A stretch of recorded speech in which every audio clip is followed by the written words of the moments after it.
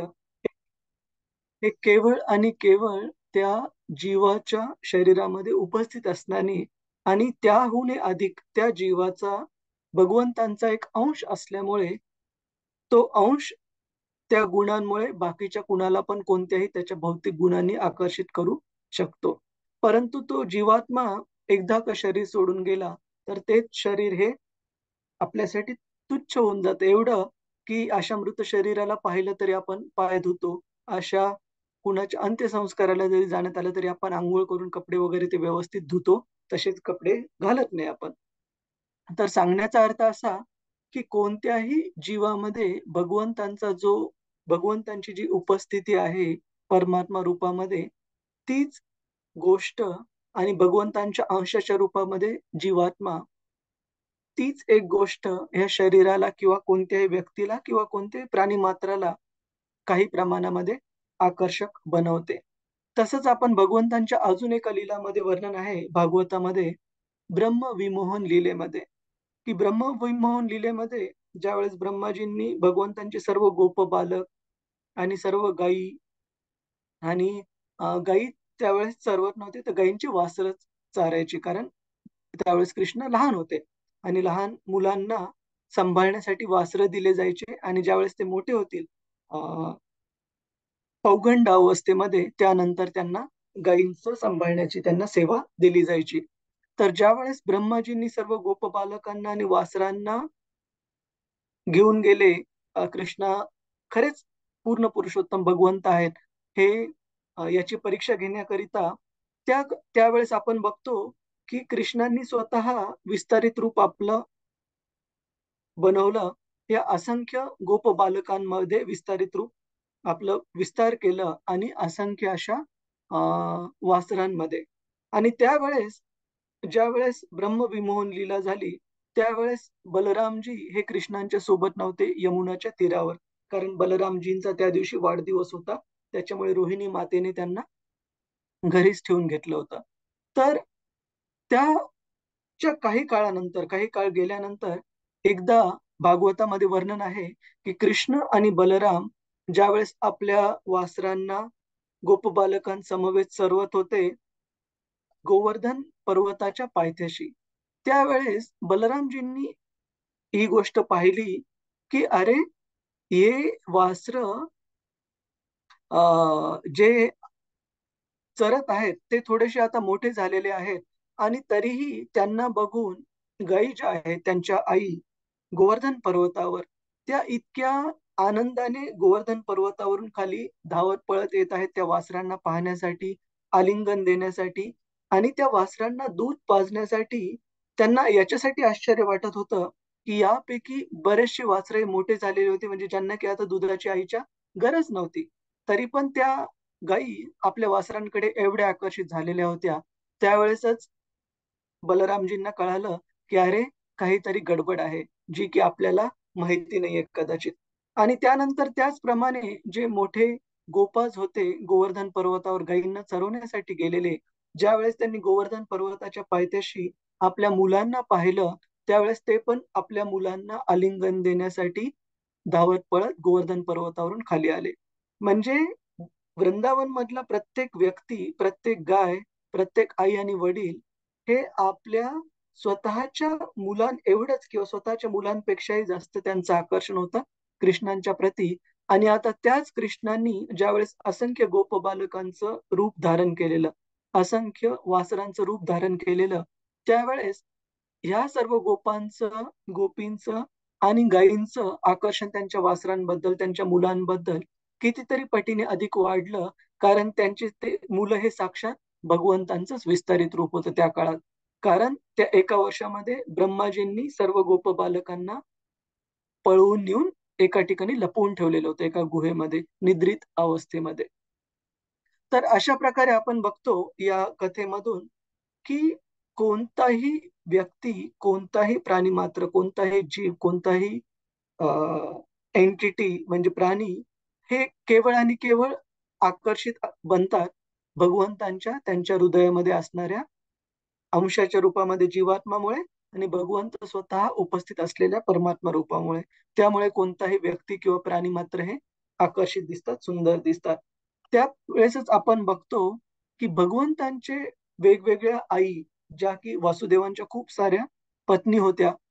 पहिल्या काळामध्ये क्षत्रियांसाठी विशेषतः ही व्यवस्था होती की त्यांना बऱ्याच पत्नींशी म्हणजे बऱ्याच स्त्रियांशी लग्न करता येत होते आणि परंतु ते तेवढ्या स्त्रियांचं, तेवढ्या पत्नींचं व्यवस्थित प्रकारे आदर सन्मान करून त्यांच्यासाठी व्यवस्थापन करायचे. परंतु कलियुगामध्ये आधीच्या काळातल्या ज्या गोष्टी वर्ज्य आहेत, त्याच्यामध्ये बहुपत्नी म्हणजे खूप साऱ्या स्त्रियांशी विवाह करणे ही पण एक गोष्ट कलियुगामध्ये वर्जित सांगितलेली आहे. तर कृष्ण स्वाभाविकतः सर्व जीवमात्रांमधले सर्वात महत्वाचे घटक जीवात्मा किंवा परमात्मा रूपामध्ये असल्यामुळे त्यामुळे ह्या सर्व मातांचे जरी त्या वासुदेवांची दुसऱ्या पत्नी होत्या म्हणजे कृष्णांच्या त्या सापत्न माता होत्या, परंतु त्यांचं जे प्रेम होतं कृष्णांबद्दल ते स्वतःच्या मुलांपेक्षाही जास्त होतं या कारणाने आता आपण जे पाहिलं.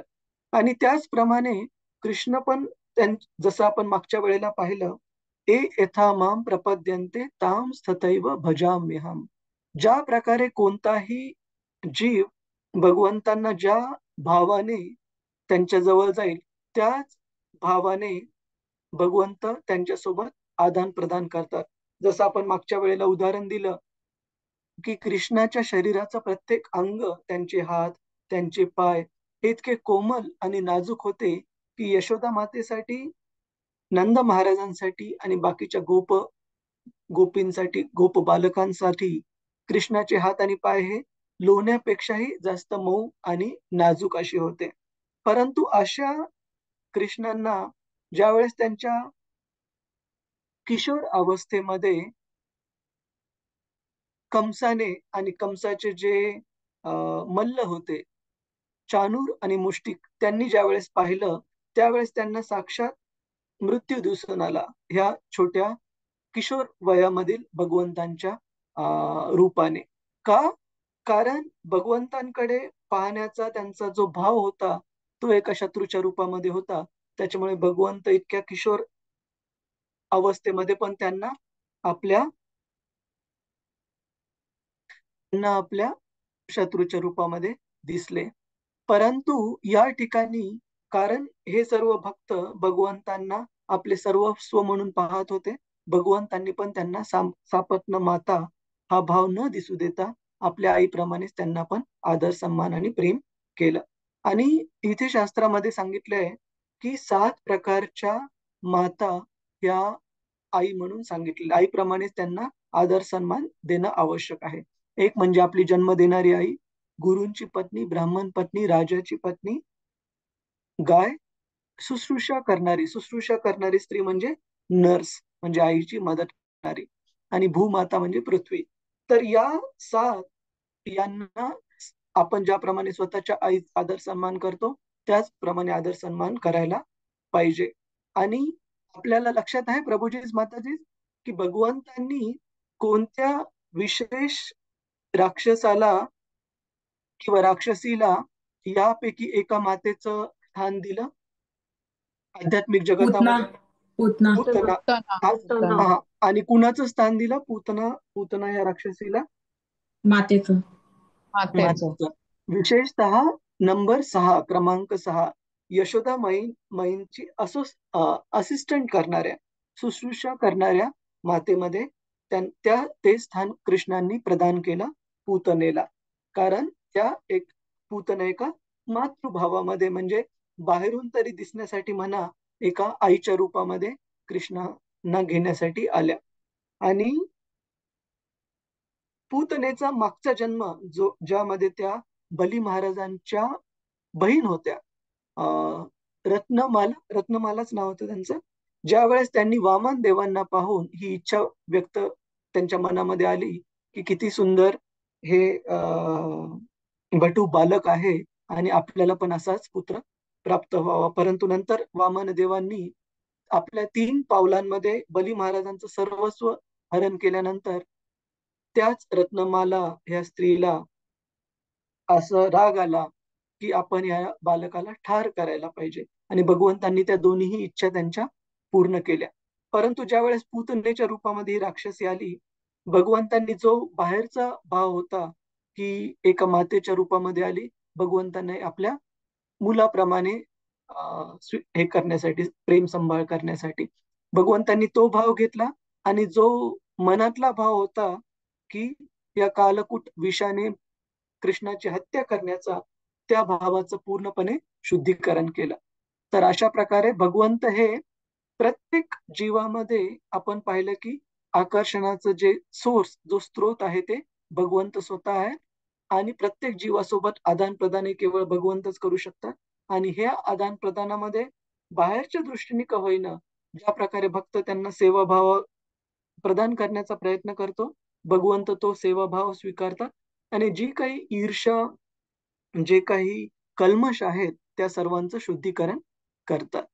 कुणाचा काही प्रश्न आहे प्रभूजीच, माताजीच, या काही मुद्द्यांवर? हरे कृष्ण. क्लिअर आहे सगळ्यांना? गणेश कुलकर्णी प्रभू, क्षितिजा माताजी, मंजरी हो, माताजी, समजलं प्रभूजी. क्लिअर आहे? ठीक हो आहे. प्रभूजी. हरे कृष्ण. तर आपण पुढे जाऊ. श्लोक क्रमांक 29. आणि हे पुढच्या श्लोकामध्ये जाण्याच्या अगोदर आपण इवन प्रभू रामचंद्रांच्या केसमध्ये जर आपण पाहिलं, तर दशरथ महाराजांच्या ज्या खूप साऱ्या राण्या होत्या, ज्यांच्यापैकी 3 प्रमुख राण्यांचंच वर्णन आपण ऐकतो, कौसल्या, सुमित्रा आणि कैकेयी. तर या प्रभू रामचंद्रांच्या ज्या सापत्न माता होत्या, कैकेयी आणि सुमित्रा, यांच्याबद्दल पण असं सांगितलंय, की कैकेयीचं मंथरेने हृदय कलुषित करण्याच्या अगोदर आपल्या स्वतःच्या, म्हणजे भरत याच्यापेक्षाही कैकेयीचं जास्त प्रेम होतं प्रभू रामचंद्रांवर, पुत्र म्हणून. पण नंतर मंथरेच्या सहवासामुळे त्यांचं हृदय हे काही काळाकरिता कलुषित झालं भगवंतांच्याच योजनेने. तर सांगण्याची गोष्ट अशी, की शुद्ध अवस्थेमध्ये आपल्या स्वतःच्या कितीही जवळच्या व्यक्तीपेक्षाही भगवंत हे अधिक आकर्षक असतात आणि अधिक आकर्षण आपल्याला करू शकतात. आणि ज्या प्रकारे ध्रुव महाराजाच्या पण आईनी ध्रुव महाराजांना सांगितलं, की हे ध्रुवा, तुला वाटत आहे की मी खूप तुझी काळजी करते किंवा मी खूप छान प्रेम करते, परंतु भगवंत हे अशा हजारो मातांचं प्रेम देण्यासाठी सक्षम आहेत. तर तू कृपया त्यांची शरण घे. ठीक आहे प्रभूजीज, माताजी, आपण श्लोक क्रमांक 29 ला जाऊ. कृपया म्हणण्याचा प्रयत्न करा. ता पुत्रम ता पुत्रमंक मारोप्य पुत्रम आरोप्य स्नेहस्नूत पयोधरः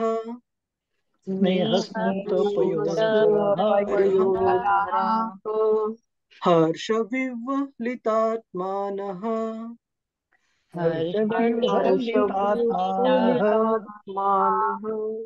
शिशिचूर्णेत्रजैर्जलैः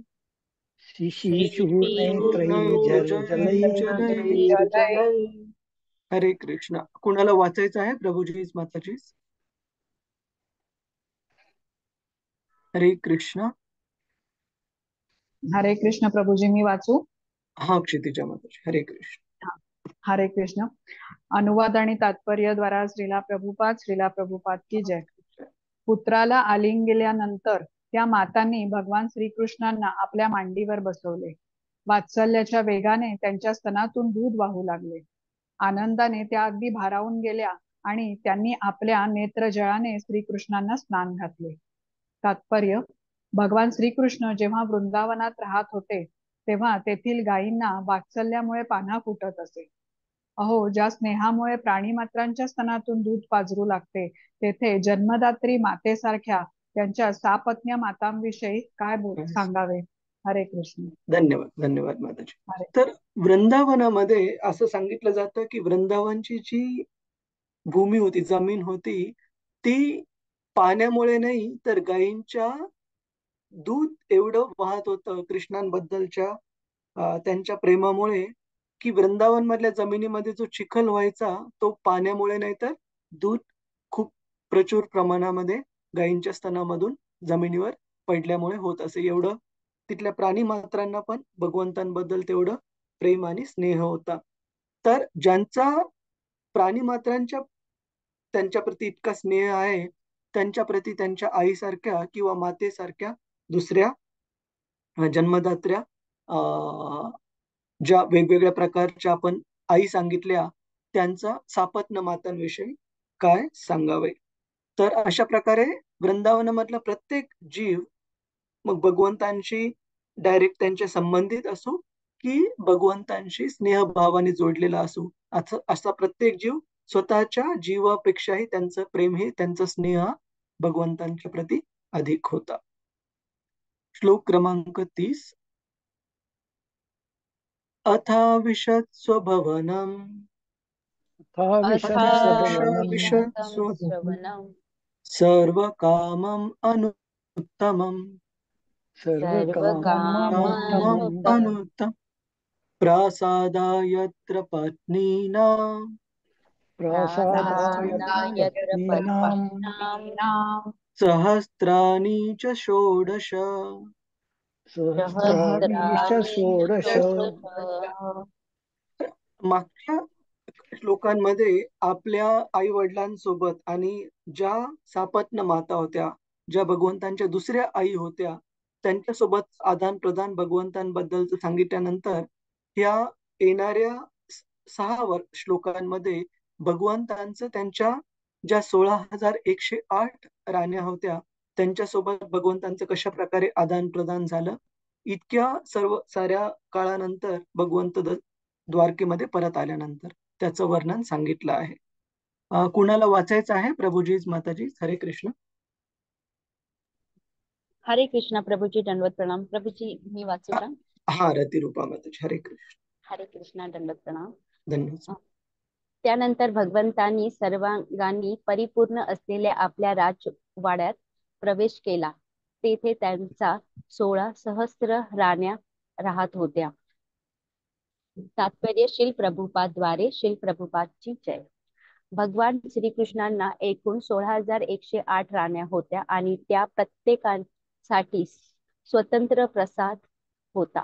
प्रत्येक प्रासाद सर्व सुख सुविधांनी पूर्ण भरलेला होता. प्रत्येकाला आवश्यक ते आवार व भोवती उद्यान होते. या प्रासादाचे सविस्तर वर्णन 10व्या स्कंदात आले आहे. ते सर्व वाडे संगमवरात बांधले होते. ते रत्नदीपांनी उजळलेले होते. ते मखमलींच्या आणि रेशमांच्या आच्छादनांनी शृंगारलेले होते.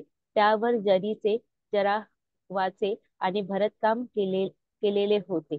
भगवान म्हणजे सर्वस्व, ऐश्वर्य, सौंदर्य, ज्ञान, त्याग अशा सर्व शक्तींनी परमपूर्ण भगवंताच्या सर्व इच्छा पूर्ण करण्यासाठी तेथे कशाचीच उणीव नव्हती. भगवान अनंत अनंत आहेत, त्यामुळे त्यांच्या इच्छा ही अनंत आणि त्यांची साधन सामुग्रीही अनंत.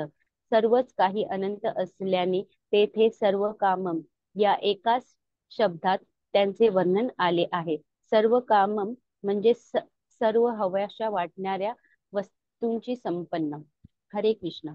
हरे कृष्ण. धन्यवाद. प्रभुपाद की जय. जय श्रील प्रभुपाद की जय. तर इथे भगवंतांचे जे 16,108 महाल होते वेगवेगळ्या राण्यांसाठी, त्याचं वर्णन केलेलं आहे. सर्व कामम म्हणजे भगवंतांच्या आणि भगवंतांच्या ह्या नित्य परिकरांच्या सर्व इच्छा, आकांक्षा, सर्व अपेक्षा, सर्व त्यांच्या ज्या काही इच्छा होत्या त्या पूर्ण करण्याचे सर्व गोष्टी अशा परिपूर्ण अशा महालांमध्ये होत्या. तर एक खूप सुंदर श्लोक येतो कथ उपनिषद मध्ये. आपण तो एकदा श्लोक उघडू आणि श्रील प्रभुपादांनी तो भगवद्गीतेच्या बऱ्याचशा श्लोकांच्या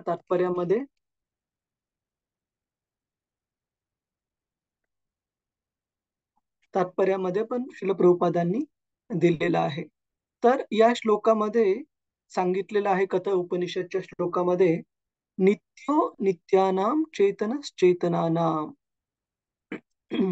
एको बहुनाम यो विदधाती कामान.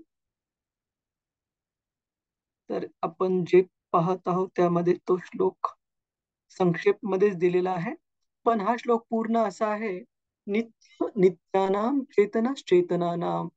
याचा अर्थ आहे की जे भगवंतांचे अंश रूपामध्ये आपण सर्व जीव मात्र आहोत, आपण शाश्वत आहोत. आपल्यासाठी जन्म आणि मृत्यू, जरा व्याधी, या गोष्टी आपल्या बद्ध अवस्थेमध्ये आपल्याला पुन्हा पुन्हा जन्म घ्यावा लागत आहे. परंतु प्रत्येक जीवाच्या शाश्वत अवस्थेमध्ये ज्यावेळेस आपण भगवत धामामध्ये आहोत, तिथे जन्म आणि मृत्यू यांचं चक्र तिथे अस्तित्वात नाहीये. म्हणजे जीव, प्रत्येक आत्मा हा भगवंतांप्रमाणे शाश्वत आहे. फक्त फरक काय आहे? भगवंत हे नित्य शाश्वत आहे. आपण पण नित्य शाश्वत आहोत, परंतु आपल्या बद्ध अवस्थेमध्ये आपल्याला जन्म मृत्यूच्या चक्रामधून पुन्हा पुन्हा या भौतिक जगतामध्ये यावं लागतं. आणि चेतना नाम म्हणजे, चेतना म्हणजे ज्ञात. आपल्याला पण काय चालू आहे आपल्या आजूबाजूला किंवा याचं सीमित प्रमाणामध्ये आपण ज्ञात आहोत. जसे फॉर एक्झाम्पल, आता या रूम मध्ये काय सुरू आहे थोडीफार मला आयडिया आहे. परंतु तुम्ही जर विचारलात की छोट्यातला छोटा कीटक कोणता आहे, काय करत आहे, तर मी सांगू शकणार नाही. त्याचप्रमाणे काही वेळापूर्वी मी प्रसाद ग्रहण केलेला आहे.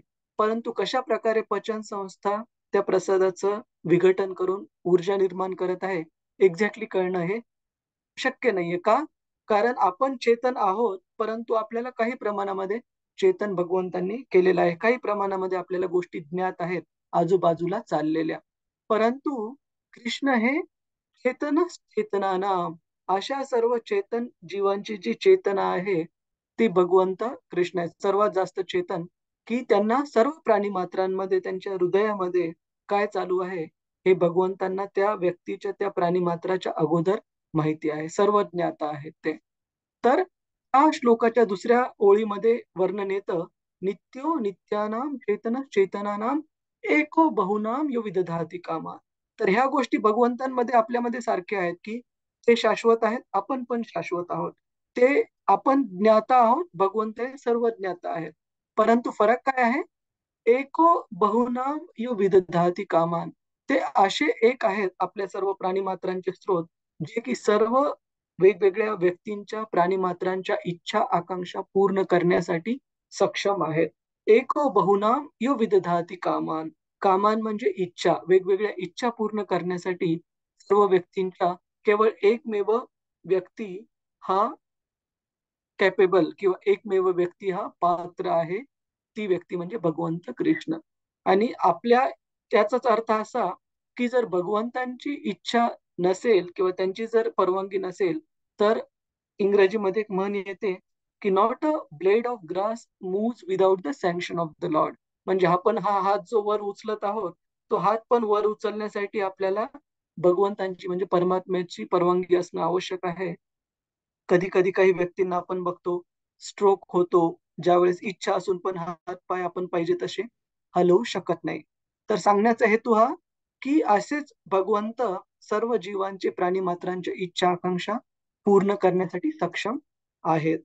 आणि अशाच प्रकारे त्यांनी आपल्या 16,108 राण्यांसाठी पण व्यवस्था केलेली होती सुख सुविधांची, की त्यांना आवश्यक, त्यांना आवडत्या, त्यांना लागणाऱ्या अशा सर्व सुविधांनी हे महाल हे अ, संपन्न होते.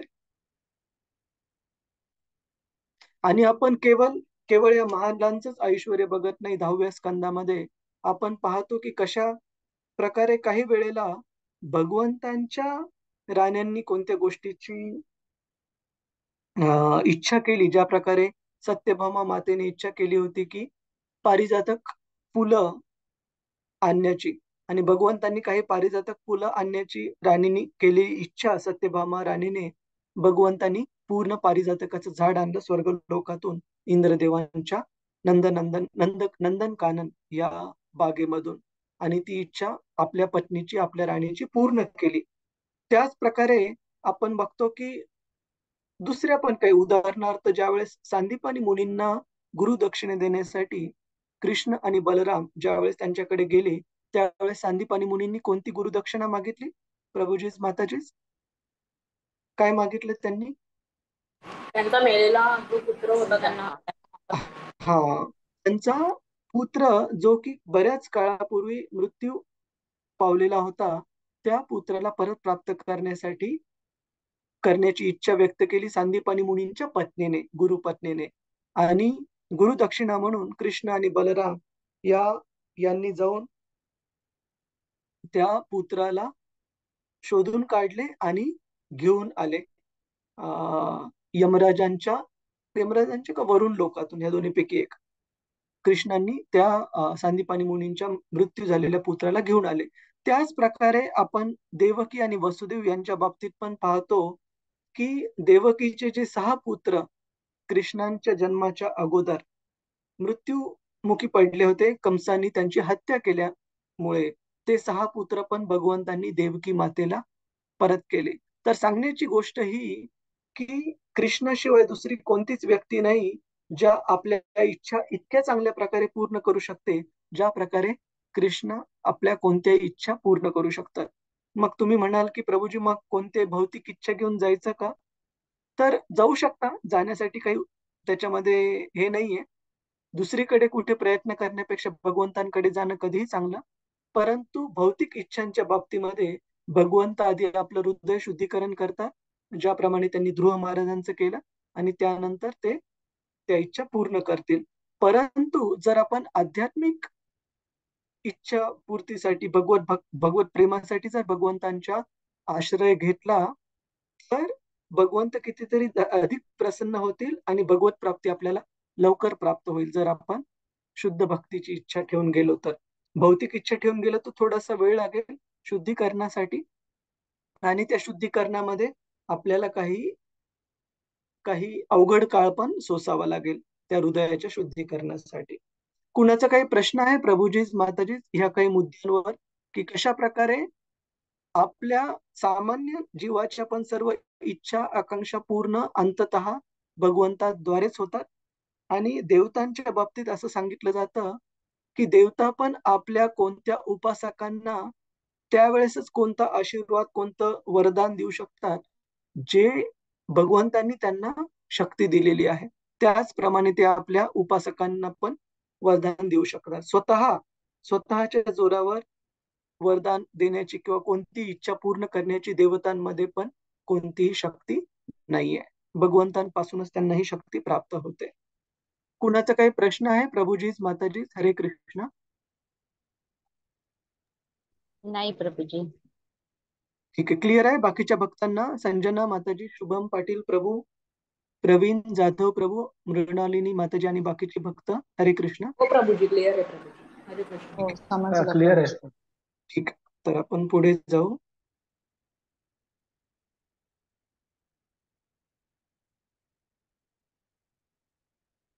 पत्न्या पतिं प्रोष्य गृहानुपागतम् पत्न्यापतिं प्रोष्य गृहानुपागतम्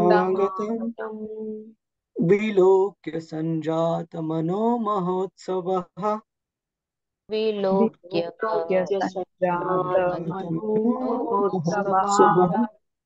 उत्तस्थुरारात् सहसा नाशया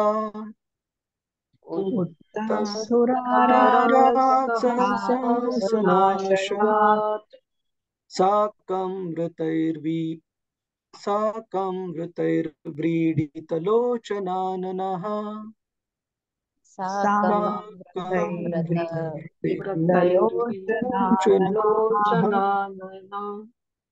हरे कृष्ण. कुणाला वाचायचं आहे प्रभूजीच माताजीच?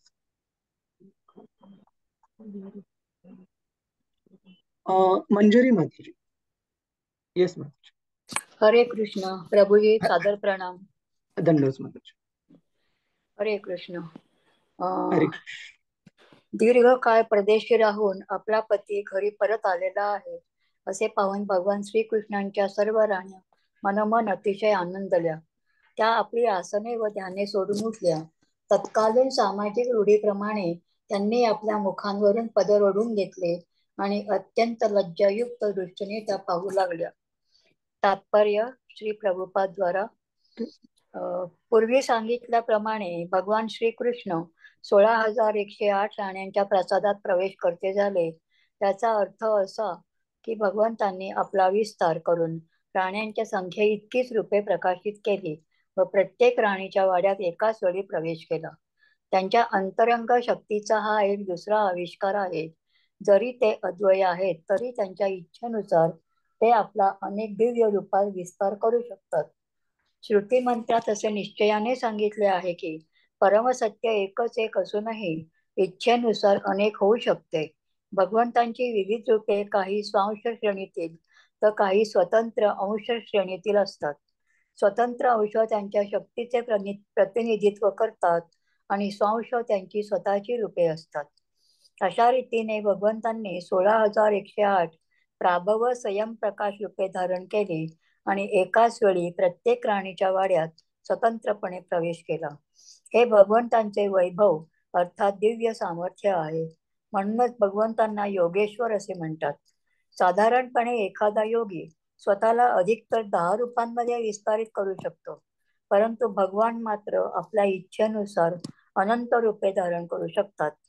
श्रीकृष्णांनी 16 सहस्त्र राजकुमारींशी विवाह केला हे ऐकून नास्तिकांना आश्चर्य वाटते, कारण ते परमेश्वराला आपल्यापैकीच एक समजतात आणि त्यांचे सामर्थ्यही आपल्याच मर्यादित सामर्थ्याने मोजू पाहतात.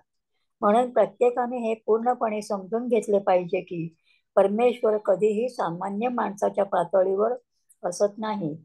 उलट सामान्य माणूस हाच त्यांच्या तटस्थ शक्तीचा एक आविष्कार आहे. शक्तिमान व शक्ती यांच्यात अल्पसा गुणात्मक भेद असला म्हणून कोणीही त्यांना समान समजण्याचा प्रयत्न करू नये. द्वारकेतील या त्यांच्या राण्याही त्यांच्या अंतरंग शक्तीची विविध रूपे होती आणि शक्तिमान आणि शक्ती यांच्यात शाश्वत रूपाने दिव्य सुखाचे आदान प्रदान होत असते. यांनाच भगवंताच्या लीला म्हणतात. म्हणून भगवंतांनी अनेक विवाह केले. त्यांना अनेक पत्न्या होत्या याविषयी कोणालाही काही आश्चर्य करण्याचे कारण नाही. उलट असा विचार असावा की भगवंतांनी यापेक्षा अधिक लक्षपटींनी विवाह केले तरी त्यांच्या अनंत अक्षय शक्तीचा थांग लांगणे अशक्य आहे. त्यांनी केवळ 16 सहस्त्र राण्यांशी विवाह केला आणि प्रत्येकीच्या प्रासादात एकाच वेळी स्वतंत्र रूपाने प्रवेश केला. मनुष्य कितीही सामर्थ्यवान झाला तरी तो भगवंताची कधीच समानता करू शकत नाही. भगवंत सामान्य मानवाच्या स्तरावर नाहीत. हे मानवी इतिहासाला समजून देण्यासाठीच भगवंतांनी इतके वैभव प्रकाशित केले. म्हणून कोणी त्यांच्या समान अथवा श्रेष्ठ तर नाही. ते सर्व दृष्टीने महानच राहणार. भगवंत महान आहेत हे शाश्वत सत्य आहे. त्यांचे पती कुरुक्षेत्रावरील युद्धाच्या कारणाने दीर्घ काळापासून घरी नव्हते आणि आता ते परत घरी येत आहेत हे त्यांनी पाहिले. त्यांना दुरून येताना पाहूनच त्या तत्काळ आपल्या चिंतनातून उठल्या आणि आपल्या प्रियतमाच्या स्वागतासाठी तत्पर झाल्या. याज्ञवल्क्य स्मृतीप्रमाणे ज्या स्त्रीचा पती घरापासून दूर असतो तिने कोणत्याही सामाजिक समारंभात सहभाग होऊ नये, शरीराचा शृंगार करू नये, मोठ्याने हसू नये आणि कोणत्याही कारणाने आपल्या आप्तेष्टांच्या घरी जाऊ नये. ज्यांचे पती घरापासून दूर आहेत अशा स्त्रियांसाठी हा आचार धर्म आहे. परंतु त्याच्या जोडीने असेही सांगितले आहे की पत्नीने पतीसमोर केव्हाही अस्वच्छ अवस्थेत मलिन अवस्थेत जाऊ नये. उत्तम वस्त्रालंकाराचा शृंगार करून हसत मुखाने आनंदी मनानेच पती सामोरे जावे. श्रीकृष्णांच्या अनुपस्थितीत त्यांच्या सर्व राण्या ध्यानावस्थेतच असल्यासारख्या होत्या. त्या सदैव त्यांचा विरह अनुभवित होत्या आणि त्यांच्या चिंतनात गढून गेलेल्या होत्या. भगवंतांच्या भक्तांना त्यांच्या चिंतनाविना क्षणभर देखील राहवत नाही. तेथे भाग्यदेवता लक्ष्मीच्या साक्षात अवतार असणाऱ्या भगवंतांच्या द्वारकेतील राण्यांविषयी काय बोलावे. त्या त्यांच्यापासून कधी विभक्त नव्हत्या. त्या त्यांच्या उपस्थितीने अथवा ध्यानाने त्यांच्या समवेतच होत्या. श्रीकृष्ण गायी चारण्यासाठी जेव्हा वनात जात असत तेव्हा गोपिका त्यांना कधी विसरत नसत. लहानपणी भगवान घरी नसत तेव्हा गोपींना त्यांची चिंता लागून असे. वनात खडबडीत मार्गाने चालताना त्यांच्या कोमल चरणकमळांचे कसे होईल असा विचार करताना त्या भावसमाधीत गढून जात आणि हृदयात श्रीकृष्णांचा अनुभव करीत. भगवंतांच्या विशुद्ध सहकार्यांची अशी स्थिती आहे. ते नेहमीच भावसमाधीत मग्न असतात. तद्वत भगवंतांच्या अनुपस्थितीत द्वारकेतील राण्याही अशाच ध्यानमग्न राहत. आता आपल्या पतीला दूर अंतरावरून पाहताच वर उल्लेख केलेली व्रते इत्यादी आणि अन्य कार्ये सोडून त्या स्वागताला सिद्ध झाल्या. यावर विश्वनाथ चक्रवर्ती ठाकूर असे म्हणतात की त्या प्रसंगी नेहमीची साधारण मानसिक प्रतिक्रिया घडली. प्रथम त्या आपल्या आसनावरून उठल्या आणि जरी त्यांना आपल्या पतीला भेटायचे होते तरी स्त्री सुलभ लज्जेने त्या थांबल्या. परंतु भावाधिक्यामुळे त्यांनी आपल्या दुर्बलतेवर मात केली आणि भगवंतांना आलिंगन देण्याचा त्यांचा विचार झाला. या विचाराने त्यांना भोवतालच्या परिस्थितीचे वस्तुतः भान राहिले नाही. या अत्युच्च भाव अवस्थेने इतर अपचारिकता व सामाजिक संकेत या सर्वांचे निराकरण केले. अशा रीतीने भगवंतांच्या भेटीतील सर्व अडचणींवर त्यांनी मात केली. हीच आपल्या आत्म्याचे अधिपती भगवान श्रीकृष्णांच्या भेटीसाठी पूर्णत्वाची स्थिती होय. हरे कृष्ण. हरे कृष्ण. श्रील श्रील प्रभुपाद प्रभुपाद की जय. की जय. तर आपण या तात्पर्यामध्ये, या श्लोकामध्ये पाहतो की कशा प्रकारे भगवंतांच्या विरहामध्ये द्वारकेतील भगवंतांच्या 16,108 राण्या ह्या नियमित नित्यरित्या त्यांच्या आणि एका सिद्ध अवस्थेमध्ये असल्यासारख्या होत्या भगवंतांच्या विरहामध्ये. तर भगवंतावर स्मरण करण्याची ही जी अवस्था आहे त्याचं विशेष उदाहरण आपल्याला शास्त्रामध्ये काही ठिकाणी दिसतं. जसं की श्री चैतन्य चरितामृत ग्रंथामध्ये एका भक्तांचं वर्णन आहे. त्यांचं नाव होतं, ते ब्रह्मचारी होते, नरसिंहानंद ब्रह्मचारी. तर हे असे भक्त होते की श्री चैतन्य महाप्रभूंचे महान भक्त होते आणि चैतन्य महाप्रभू ज्या वेळेस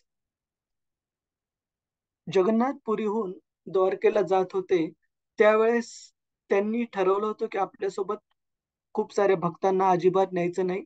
कारण आधीच्या वेळी ज्यावेळेस पहिल्यांदा त्यांनी जाण्याचा प्रयत्न केला, हजारो लाखो लोक त्यांच्यासोबत जाण्यासाठी त्यांच्या पाठीमागे निघाले वृंदावनला. कारण श्री चैतन्य महाप्रभू पण कृष्ण स्वतः असल्यामुळे सर्व लोक त्यांच्याकडे आकर्षित झालेले. परंतु त्यांच्या एका महान भक्तांनी श्रील सनातन गोस्वामींनी श्री चैतन्य महाप्रभूंना असं सजेस्ट केलं की हे महाप्रभू, वृंदावन ही कृष्णांची माधुर्य लीलांची भूमी आहे आणि ती असं स्थळ नाहीये जिथं की आपण हजारो लाखो लोकांसमवेत जावं.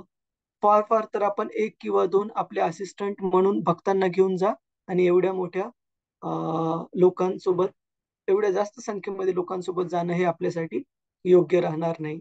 त्यामुळे नंतर श्री चैतन्य महाप्रभूंनी आपण स्वतः एकटे आणि त्यांच्या असिस्टंट म्हणून एका भक्ताला त्यांनी सोबत घेतलं. तर नरसिंहानंद ब्रह्मचारी हे श्री चैतन्य महाप्रभूंचे असे महान भक्त होते की चैतन्य महाप्रभू जगन्नाथपुरी सोडून वृंदावनसाठी गेल्यानंतर सतत ते चैतन्य महाप्रभूंच्या यात्रेवर, त्यांच्या जात असतानावर स्मरण करत होते की चैतन्य महाप्रभू रस्त्याने कसे जात असतील. आणि अशा प्रकारे आपल्या स्मरणामध्ये, आपल्या मनामध्ये त्यांनी चैतन्य महाप्रभूंसाठी खूप सुंदर दोन्ही बाजूंनी, ज्याला आपण क्युरेटेड गार्डन्स म्हणतो, ज्याला आपण क्युरेटेड गार्डन्सला आपण मराठीमध्ये काय म्हणतो, बार्ड वगैरे लावलेले असते ना खूप सुंदर दिसण्यासाठी दोन्ही बाजूनी रस्त्याच्या, अशा रस्त्यांचं स्मरण केलं की चैतन्य महाप्रभूंना अशा प्रकारच्या रस्त्यांनी जावं. आणि वेगवेगळ्या फुलांचे झाड, वेगवेगळे पाण्याचे तलाव, सरोवर रस्त्याच्या बाजूला त्यांनी त्याचा विचार केला.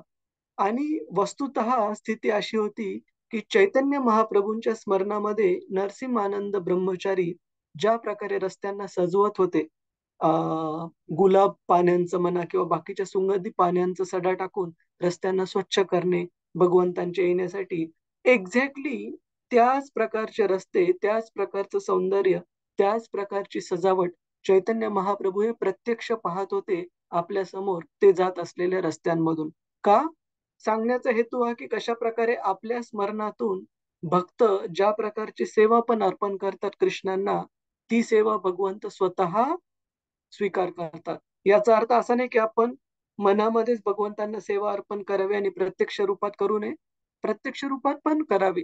पण या घटनेमध्ये ज्या वेळेस की भक्तांकडे ती फॅसिलिटी नव्हती, की भगवंतांच्या प्रत्यक्षतः त्यांच्या सानिध्यात राहण्यासाठी आणि त्यांची सेवा करण्यासाठी. अशा वेळेस स्मरणामध्ये केलेली सेवा पण भगवंतांनी स्वीकार केलेली आहे. त्याच प्रकारे आपण दुसरं एक उदाहरण देतो, की भगवंतांच्या कृष्णाच्या जन्मानंतर ज्यावेळेस वसुदेव आणि देवकी यांना कृष्णाची पुत्र प्राप्ती झाली कंसाच्या कारागृहामध्ये, मथुरेमध्ये, त्यावेळेस वसुदेवांची अशी स्थिती अवस्था नव्हती, की ते काही गोष्ट आनंदामध्ये ब्राह्मणांना, बाकीच्या व्यक्तींना दानामध्ये देऊ शकावेत. कारण ते आपल्या मेहुण्याच्या म्हणजे दुष्ट कंसाच्या कारागृहामध्ये बंदिस्त अवस्थेमध्ये होते. तर त्यावेळेस त्यांनी आपल्या मनामध्ये वेगवेगळ्या ब्राह्मणांना खूप साऱ्या गायी, खूप सारी धनसंपत्ती, खूप सारे सोने वगैरे, खूप सारे धनधान्य हे आनंदाने दान म्हणून दिले कृष्णांना पुत्र रूपामध्ये प्राप्त केल्यानंतर. परंतु वसुदेवांना त्या सर्व दानधर्माचे जे पुण्य कर्म आहे, ते असे प्राप्त झाले कारण त्यांनी केलेली ती मनामध्ये केलेली सेवा ही भगवंतांनी स्वीकार केली. त्याच प्रकारे भक्तिरसामृत सिंधूमध्ये एका ब्राह्मणाचं उदाहरण येतं प्रतिष्ठानपूरमध्ये. आणि आपल्या सर्वांसाठी भाग्याची गोष्ट आहे प्रभूजीच माताजीच, की भक्ती रसामृत सिंधूमध्ये सांगितलेलं हे जे ठिकाण आहे प्रतिष्ठानपूर, हे म्हणजे आजच्या काळातलं औरंगाबादच्या जवळचं पैठण.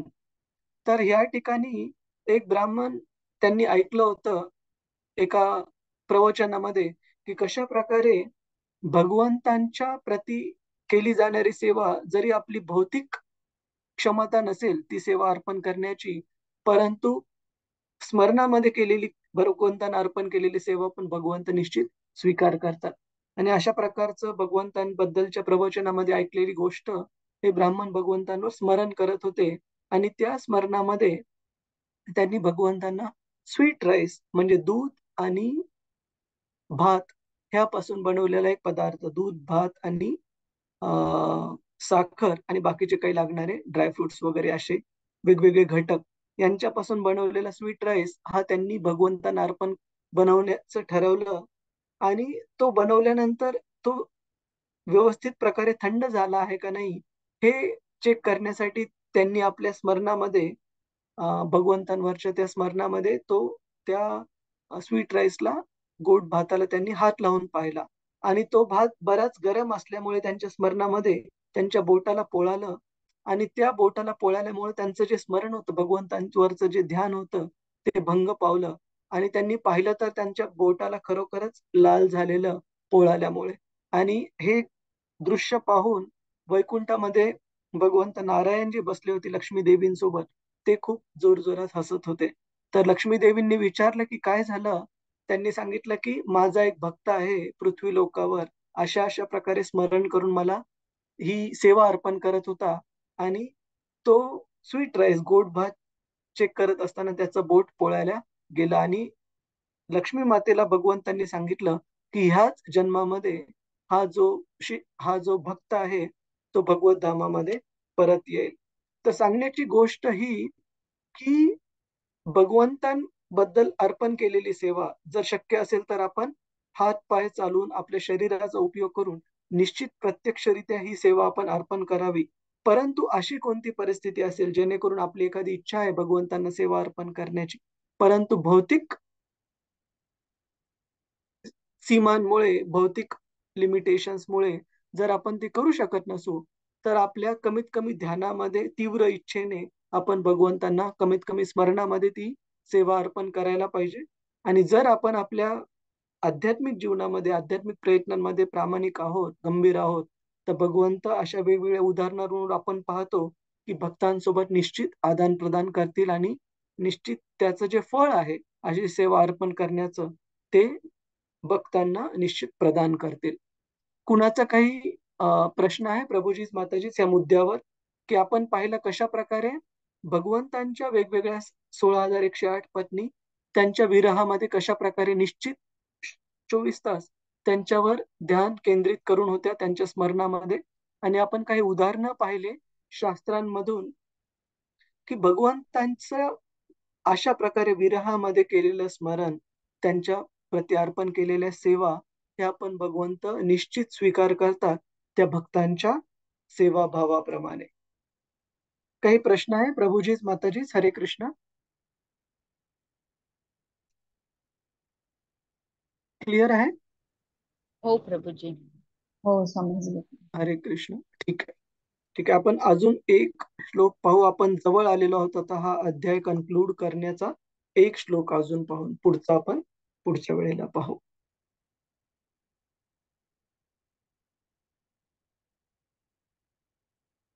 तमात्मचैत्यैष्टिभिरन्तनात्मना तमात्मचैत्यैष्टिभिरन्तनात्मना दुरंत भावा परिरेभिरेपतिम् दुरंत भावा परिरेभिरेपतिम् निरुद्धम् अप्यास्त्रवदम्बुनेत्रयोः निरुद्धमप्यास्त्रवनेत्रयो विलज्जतीनां भृगुवर्यवैक्लवात्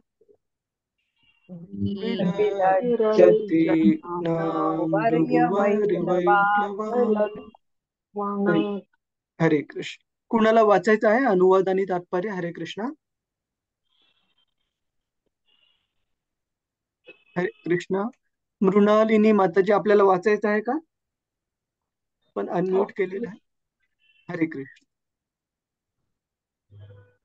मी स्क्रीनवर बघूनच वाचू शकते, माझ्याकडे बुक नाहीये. चालेल चालेल माताजी, काही हरकत नाही. हरे कृष्ण. हरे कृष्ण. त्या राण्यांचा दुस्तर आनंदातिरेक अतिशय दृढ होता. लज्जेमुळे त्यांनी प्रथम आपल्याला प्रियतमाला मनोमन अंतःकरणातच दृढ आलिंगन दिले. नंतर त्यांनी आपल्या नेत्रांनी त्यांना कवटाळले. त्यानंतर त्यांनी आपल्या पुत्रांना त्यांच्या आलिंगनासाठी पाठविले. ते स्वतः आलिंगन दिल्याप्रमाणेच होते. हे भृगकुळातील श्रेष्ठ पुरुषा, त्यांनी आपल्या भावना आवरण्याचा प्रयत्न केला, तरीही त्यांच्या नेत्रातून अनवधानाने अश्रू ओघळत राहिले. तात्पर्य श्री प्रभुपाद की जय. श्री सुलभ लज्जेमुळे आपल्या प्रिय पतीचे आलिंगन करण्यात त्या राण्यांना पुष्कळच अडचणी होत्या. तरीही त्यांनी आपल्या पतीला दृष्टीने कवटाळून आपल्या हृदयाच्या अगदी गाभ्यामध्ये त्याला ठेवून आणि सरते शेवटी आपल्या मुलांना त्याला आलिंगन देण्यासाठी पाठवून आपली इच्छा पूर्ण केली. तरीही एकंदरीत ही आलिंगनाची कृती अर्धवटच राहिली. त्यामुळे मनातून आवर घालून सुद्धा त्यांच्या नेत्रातून गालावर अश्रू ओघळू लागले. एखादी स्त्री आपल्या मुलाला पतीकडे आलिंगनासाठी पाठवून त्यांचे आलिंगन अप्रत्यक्षपणे अनुभवू शकते, कारण पुत्र ही आईच्या शरीराचा एक भागच असतो. आता हे पिता पुत्रांचे आलिंगन म्हणजे पती पत्नींचे आलिंगन नव्हे हे खरे, परंतु जिव्हाळ्याच्या दृष्टीने पाहता त्यातही समाधान आहे. पती पत्नींच्या संबंधात नेत्रमिलन हेच अधिक परिणामकारक असते आणि श्रील जीव गोस्वामी म्हणतात त्याप्रमाणे पती पत्नींमध्ये अशी भावनांची देवाणघेवाण होणे यात काहीही चूक नाही. हरे कृष्ण. धन्यवाद. धन्यवाद माताजी. श्रील प्रभुपाद की जय. तर इथे आपण पाहतो की भगवंतांचं आपल्या पत्नींसोबत कशा प्रकारे त्यांचं आदान प्रदान होत आहे याचं वर्णन आहे. पण या सगळ्यांमध्ये एक गोष्ट आपण लक्षात ठेवणं ही आवश्यक आहे की कृष्ण हे आत्माराम आहेत. आत्माराम म्हणजे पूर्णपणे ते सेल्फ सॅटिस्फाईड, आत्मसंतुष्ट आहेत पूर्णपणे. आणि त्यांना त्यांच्या हृदयामध्ये असे कोणतेच इच्छा किंवा आकांक्षा नाही ज्यासाठी त्यांना कुण्या दुसऱ्या व्यक्तींवर, कोणत्या दुसऱ्या प्राणी मात्रांवर अवलंबून राहण्याची गरज आहे स्वतःच्या आनंदासाठी, स्वतःच्या संतुष्टतेसाठी. परंतु हे सर्व आदान प्रदान ते आपल्या भक्तांसोबत करत आहेत केवळ आणि केवळ त्या भक्तांविषयीच्या प्रेमामुळे, त्या भक्तांविषयीच्या भक्तांच्या प्रेमभावामुळे.